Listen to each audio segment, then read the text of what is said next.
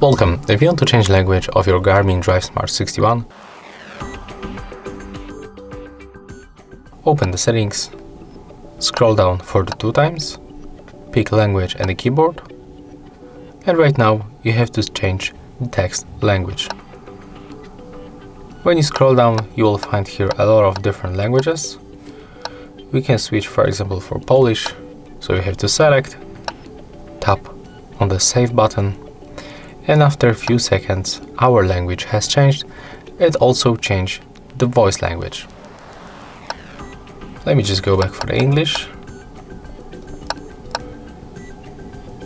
If you want to change also the keyboard language, you can make it the same by going right here. So as you can see, that's all.